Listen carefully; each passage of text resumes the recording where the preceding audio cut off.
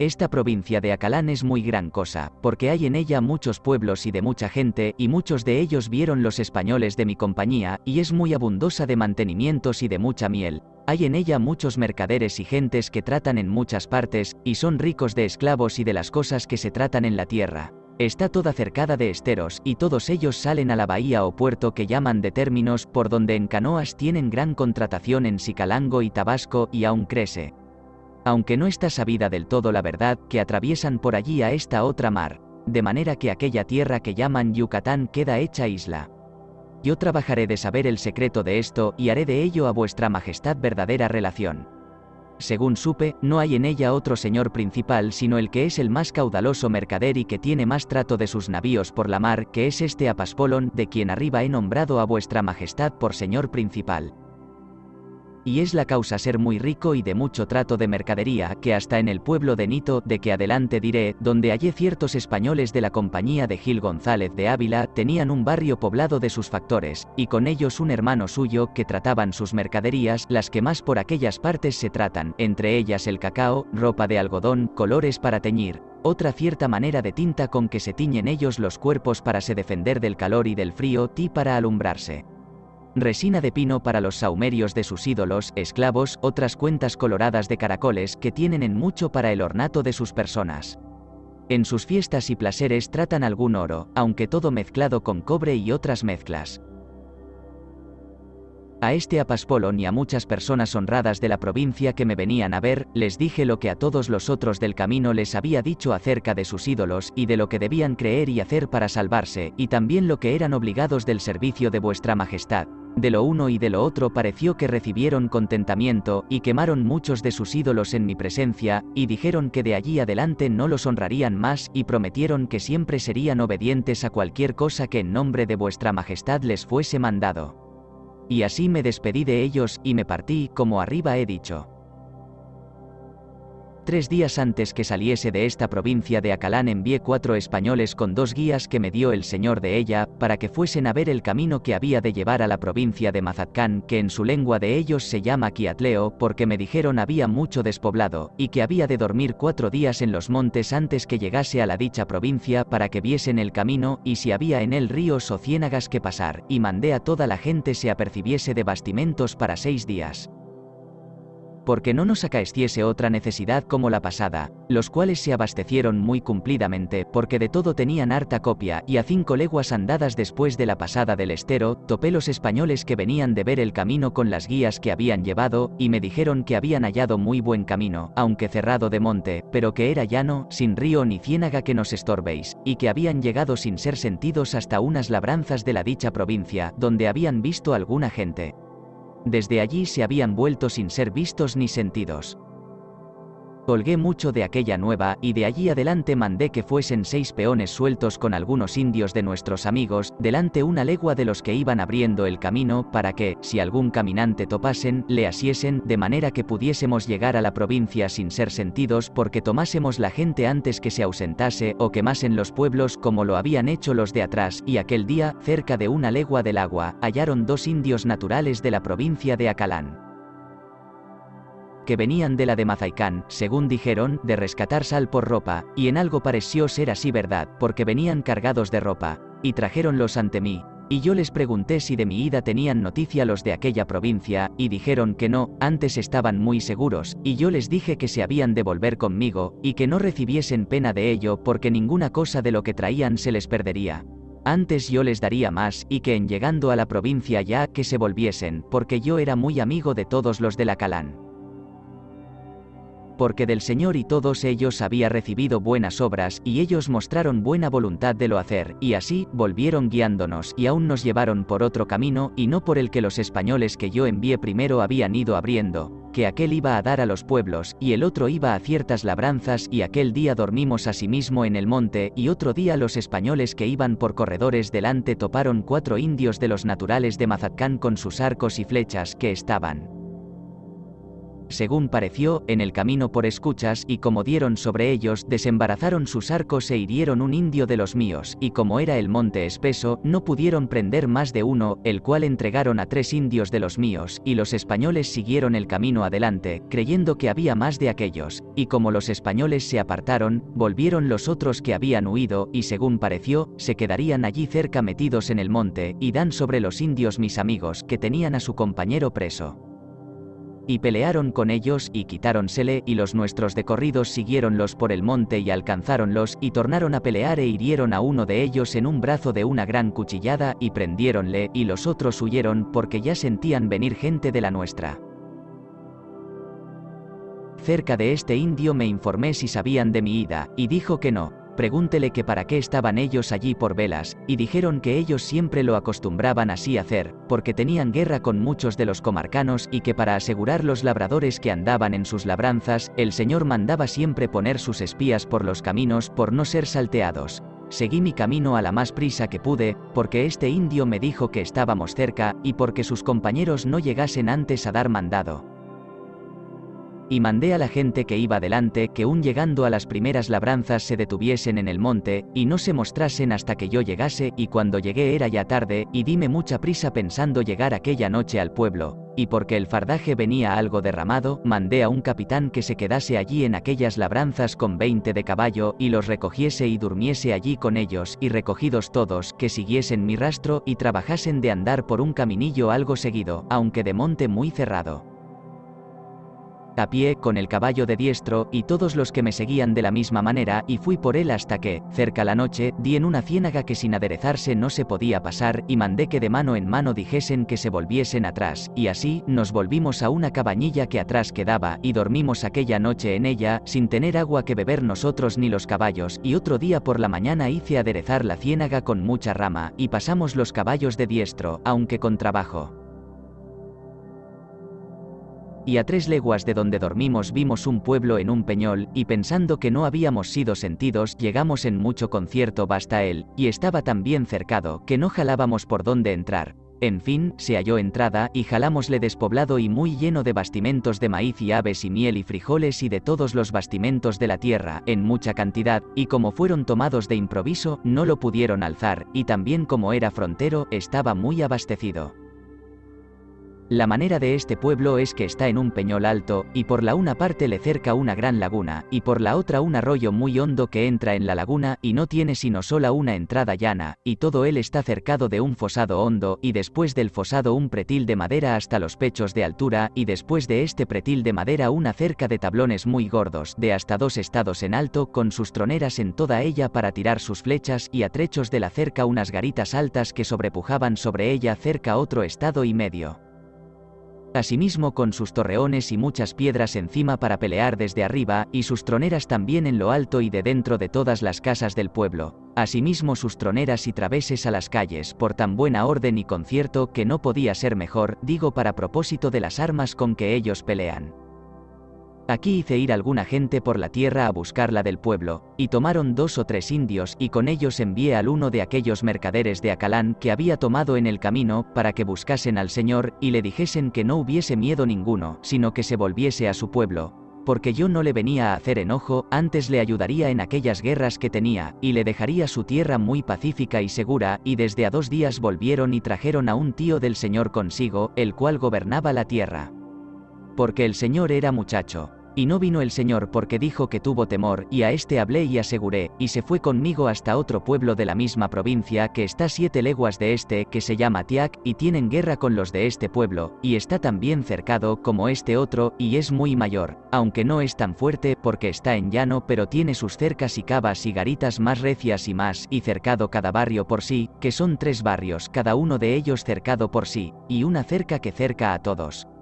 A este pueblo había enviado 2 capitanías de caballo y una de peones delante, y hallaron el pueblo despoblado, y en él mucho bastimento, y cerca del pueblo tomaron 7 o 8 hombres, de los cuales soltaron algunos, para que fuesen a hablar al Señor y asegurar la gente, y hiciéronlo tan bien, que antes que yo llegase habían ya venido mensajeros del Señor y traído bastimentos y ropa, y después que yo vine vinieron otras 2 veces a nos traer de comer y hablar, así de parte del Señor de este pueblo.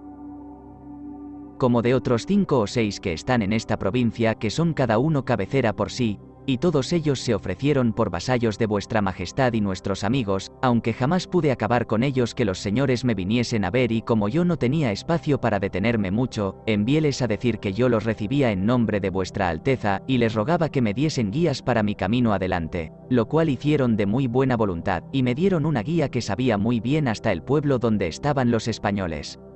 Y los había visto. Y con esto me partí de este pueblo de Tiac, y fui a dormir a otro que se llama Yasuncabil, que es el postrero de la provincia, el cual asimismo estaba despoblado y cercado de la manera que los otros.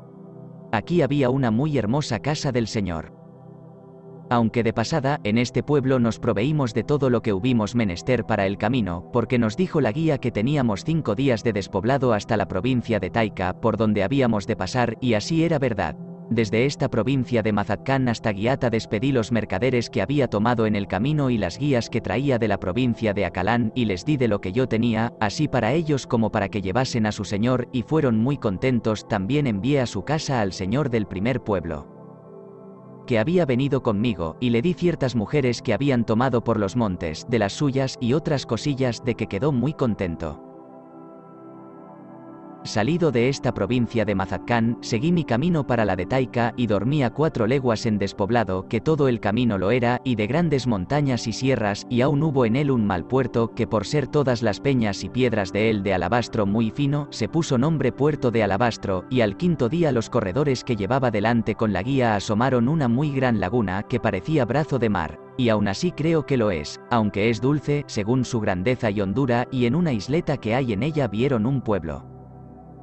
el cual les dijo la guía ser el principal de aquella provincia de Taica, y que no teníamos remedio para pasar a él si no fuese en canoas, y quedaron allí los españoles corredores puestos en salto, y volvió uno de ellos a hacerme saber lo que pasaba. Yo hice detener toda la gente, y pasé adelante a pie para ver aquella laguna y la disposición de ella, y cuando llegué a los corredores hallé que habían prendido un indio de los del pueblo que había venido en una canoa chiquita con sus armas a descubrir el camino y ver si había alguna gente.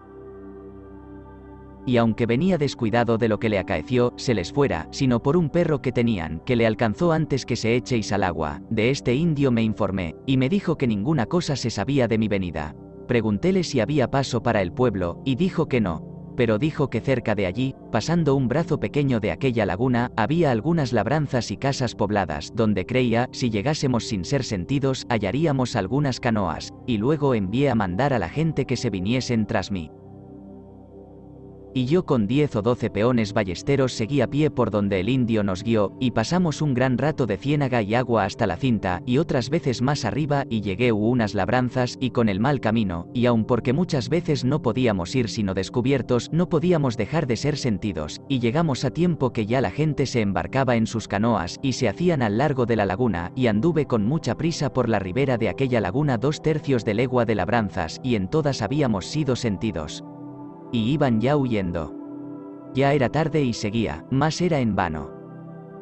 Reposé en aquellas labranzas y recogí toda la gente, y aposentéla al mejor recaudo que yo pude, porque me decía la guía de Mazatlán que aquella era mucha gente y muy ejercitada en la guerra, a quien todas aquellas provincias comarcanas temían, y díjome que él quería ir en aquella canoita en que había venido, que tornaría al pueblo que se parecía en la isleta, y está bien 2 leguas de aquí hasta llegar a él, y que hablaría al señor, que él conocía muy bien, y se llama Canee, y le diría mi intención y causa de mi venida por aquellas tierras.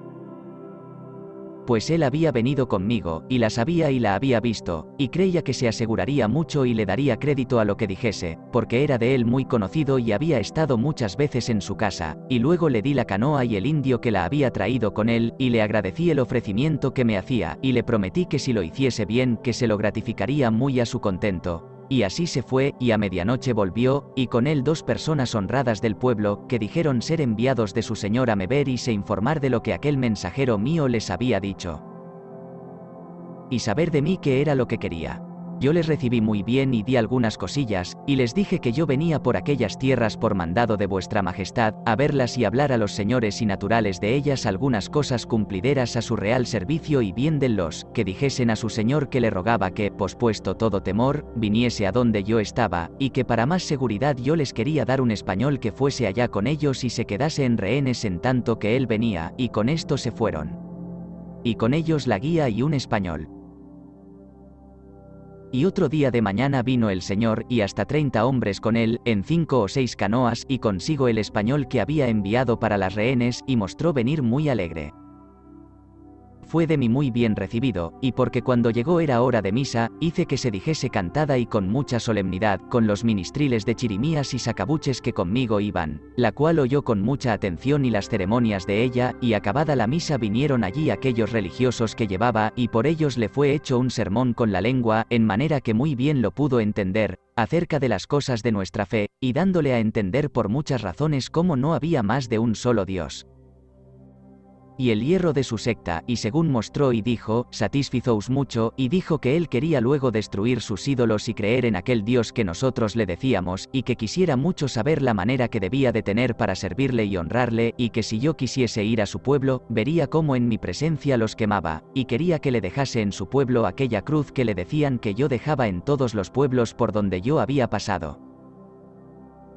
Después de este sermón yo le torné a hablar, haciéndole saber la grandeza de vuestra majestad, y que como él y todos los del mundo éramos sus súbditos y vasallos, y le somos obligados a servir, y que a los que así lo hacían vuestra majestad les mandaría hacer muchas mercedes, y yo en su real nombre lo había hecho en estas partes así con todos los que a su real servicio se habían ofrecido y puesto debajo de su real yugo, y que así lo prometía a él me respondió que hasta entonces no había reconocido a nadie por señor ni había sabido que nadie lo debiese ser. Que verdad era que había 5 o 6 años que los de Tabasco, viniendo por allí por su tierra, le habían dicho cómo había pasado por allí un capitán con cierta gente de nuestra nación, y que los habían vencido 3 veces en batalla, y que después les habían dicho que habían de ser vasallos de un gran señor, y todo lo que yo ahora le decía, que le dijese si era todo uno. Yo le respondí que el capitán que los de Tabasco le dijeron que había pasado por su tierra, con quien ellos habían peleado, era yo, y para que creyese ser verdad, que se informase de aquella lengua que con él hablaba, que es marina, la que yo siempre conmigo he traído, porque allí me la habían dado con otras 20 mujeres, y ella le habló y le certificó de ello, y cómo yo había ganado a México, y le dijo todas las tierras que yo tengo sujetas y puestas debajo del imperio de vuestra majestad, y mostró holgarse mucho en haberlo sabido. Y dijo que él quería ser sujeto y vasallo de vuestra majestad, y que se tendría por dichoso de serlo de un tan gran señor como yo le decía que vuestra alteza lo es, e hizo traer aves y miel y un poco de oro y ciertas cuentas de caracoles coloradas que ellos tienen en mucho, y diómelo, y yo asimismo le di algunas cosas de las mías, de que mucho se contentó, y comió conmigo con mucho placer, y después de haber comido, yo le dije cómo iba en busca de aquellos españoles que estaban en la costa de la mar.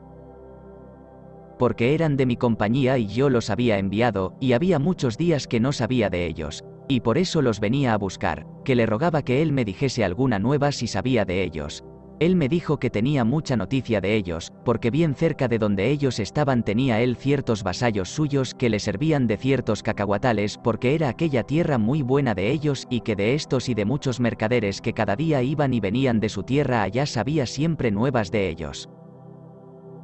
Y que él me daría guía para que me llevasen a donde estaban, pero que me hacía saber que el camino era muy áspero, de sierras muy altas y de muchas peñas, que si había de ir por la mar que no me fuera tan trabajoso. Yo le dije que ya él vía que para tanta gente como yo conmigo traía y para el fardaje y caballos que no bastarían navíos, que me era forzado ir por tierra. Le rogué que me diese orden para pasar aquella laguna, y di yo que yendo por ella arriba hasta 3 leguas se desechaba, y por la costa podía tomar al camino frontero de su pueblo. Y que me rogaba mucho que ya que la gente se había de ir por acullá, que yo me fuese con él en las canoas a ver su pueblo y casa, y que vería quemar los ídolos y le haría hacer una cruz, y yo, por darle placer, aunque contra la voluntad de los de mi compañía, me entré con él en las canoas con hasta 20 hombres, los más de ellos ballesteros, y me fui a su pueblo con él todo aquel día holgando, y ya que era casi noche me despedí de él, y me dio una guía, y me entré en las canoas, y me salí a dormir a tierra, donde hallé ya mucha de la gente de mi compañía que había bajado la laguna, y dormimos allí aquella noche. En este pueblo, digo en aquellas labranzas, quedó un caballo que se hincó un palo por el pie, y no pudo andar. Prometióme el señor de lo curar, no sé lo que hará. Otro día, después de recogida mi gente, me partí por donde las guías me llevaron, y a obra de media legua del aposento di en un poco de llano y cabaña, y después torné a dar en otro montecillo, que duró obra de legua y media, y torné a salir a unos muy hermosos llanos, y en saliendo a ellos, envié muy delante ciertos de caballo y algunos peones, porque si alguna gente hubiese por el campo la tomasen, porque nos dijeron los guías que aquella noche llegaríamos a un pueblo, y en estos llanos se hallaron muchos gamos y alanceamos a caballo 18 de ellos. Y con el sol y con haber muchos días que los caballos no corrían, porque nunca habíamos traído tierra para ello, sino montes, murieron 2 caballos, y estuvieron muchos en harto peligro.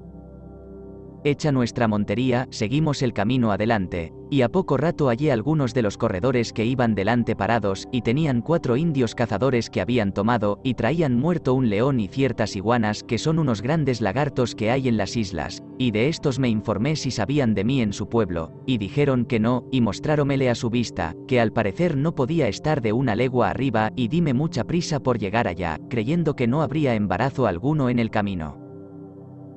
Y cuando pensé que llegaba a entrar en el pueblo y vi a la gente andar por él, fui a dar sobre un gran estero de agua muy hondo, y así me detuve y comencélos a llamar, y vinieron 2 indios en una canoa y traían hasta 1 docena de gallinas, y llegaron así cerca de mí, que estaba dentro del agua hasta la cincha del caballo, y detuviéronse que nunca quisieron llegar afuera. Y allí estuve con ellos hablando gran rato asegurándolos, y jamás quisieron llegarse a mí. Antes comenzaron a volverse al pueblo en su canoa.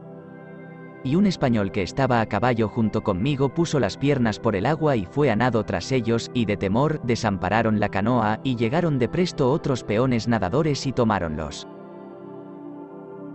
Ya toda la gente que habíamos visto en el pueblo se habían ido de él, y pregunté a aquellos indios por dónde podíamos pasar, y mostráronme un camino que rodeando 1 legua arriba, se desechaba. Fuimos aquella noche a dormir al pueblo que hay desde donde partimos aquel día 8 leguas grandes, llámase este pueblo Decon, y el señor de él Amohan. Aquí estuve 4 días por abastecerme para 6 días que me dijeron los guías había de despoblado, y por esperarse viniera el señor del pueblo que le envié a llamar y asegurar con aquellos indios que había tomado.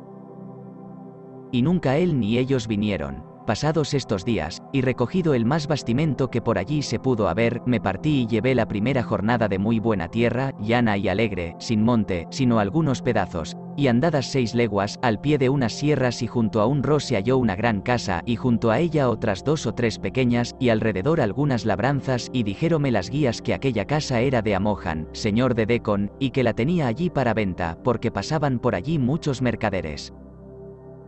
Allí estuve un día sin el que llegué, porque era fiesta, y por dar lugar a los que iban delante abriendo el camino, y se hizo en aquel río una muy hermosa pesquería que atajamos en él mucha cantidad de sabogas, y las tomamos todas, sin irsenos una de las que metimos en el atajo. Y otro día me partí, y llevé la jornada de harto áspero camino, de sierras y montes, y así anduve 7 leguas o casi, de harto mal camino, y salí a unos llanos muy hermosos sin monte, sino algunos pinares.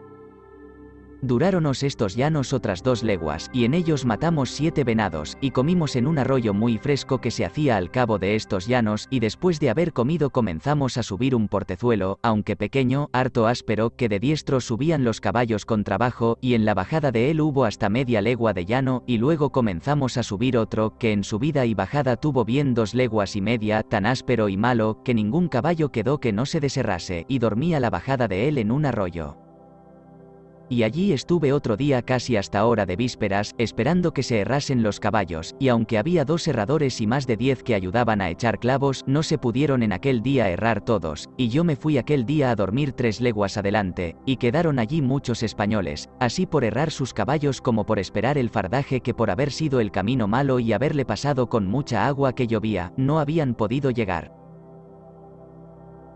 Otro día me partí de allí porque las guías me dijeron que cerca estaba una casería que se llama Asuncapin, que es del señor de Taika, y que llegaríamos allí temprano a dormir. Y después de haber andado 4 o 5 leguas llegarnos a la dicha casería y la hallamos sin gente, y allí me aposenté 2 días por esperar todo el fardaje y por recoger algún bastimento, y después me partí y fui a dormir a otra casería que se llama Taxuitel, que está 5 leguas de esta otra, y es de Amohan, señor de Decon, donde había muchos cacahuetales y algún maíz, aunque poco y verde. Aquí me dijeron las guías y el principal de esta casería que se hubo él y su mujer y aun su hijo que habíamos de pasar unas muy altas y agrias sierras todas despobladas hasta llegar a otras caserías que son de Canee, señor de Taica, que se llaman Tenziz, y no reposamos aquí mucho, que luego otro día nos partimos, y habiendo andado 6 leguas de tierra llana comenzamos a subir el puerto, que fue la cosa del mundo más maravillosa y que ver. Decir la aspereza y fragosidad de este puerto y sierras, ni quien lo dijese lo podría significar, ni quien lo oyese lo podría entender, sino que sepa vuestra majestad que en 8 leguas que tuvo este puerto estuvimos en las andar 12 días, digo en llegar los postreros al cabo de él, en que murieron 68 caballos despeñados y dejarretados, y todos los demás vinieron heridos y tan lastimados que no pensamos aprovecharnos de ninguno, y así murieron de las heridas y del trabajo de aquel puerto 68 caballos. Y los que escaparon estuvieron más de 3 meses en tornar en sí. En todo este tiempo que pasamos este puerto jamás cesó de llover de noche y de día, y eran las sierras de tal calidad que no se detenía en ellas agua para poder beber, y padecíamos mucha necesidad de sed, y los más de los caballos murieron por esta falta, y si no fuera porque de los ranchos y chozas que cada noche hacíamos para nos meter, que de ellos cogíamos agua en calderas y otras vasijas que como llovía tanto había para nosotros y los caballos. Fuera imposible escapar ningún hombre ni caballo de aquellas sierras. En este camino cayó un sobrino mío y se quebró una pierna por 3 o 4 partes que además del trabajo que él recibió, nos acrecentó el de todos por sacarle de aquellas sierras que fue harto dificultoso. Para remedio de nuestro trabajo hallamos, 1 legua antes de llegar a Tenziz, un muy gran río que con las muchas aguas iba tan crecido y recio que era imposible pasarlo, y los españoles que fueron delante habían subido el río arriba y hallaron un vado, el más maravilloso que hasta hoy se ha oído decir ni se puede pensar, y es que por aquella parte se tiende el río más de 2/3 de legua, porque unas peñas muy grandes que se ponen delante le hacen tender, y hay entre estas peñas angosturas por donde pasa el río. La cosa más espantosa, de recia que puede ser, y de estas hay muchas que por otra parte no puede pasar el río sino por entre aquellas peñas, y allí cortábamos árboles grandes que se atravesaban de una peña a otra, y por allí pasábamos con tanto peligro asidos por unos bejucos que también se ataban de una parte a otra que a resbalar un poquito era imposible escaparse quien cayese. Había de estos pasos hasta acabar de pasar el río hasta 20 y tantos, de manera que se estuvo en pasar el río 2 días por este vado, y los caballos pasaron a nado por abajo, que iba algo más mansa el agua, y estuvieron 3 días muchos de ellos en llegar a Tenziz, que no había, como digo, más de 1 legua porque venían tan maltratados de las sierras que casi los llevaban a cuestas y no podían ir. Yo llegué a estas caserías de Tenziz, víspera de Pascua de Resurrección, y mucha de la gente no llegó 3 días adelante, digo, los que tenían caballos, que se detuvieron por ellos, y 2 días antes que yo llegase habían llegado los españoles que habían llevado la delantera, y hallaron gente en 3 o 4 casas de aquellas, y tomaron 20 y tantas personas, porque estaban muy descuidadas de mi venida, y a aquellos pregunté si había algunos bastimentos, y dijeron que no, ni se pudieron hallar por toda la tierra.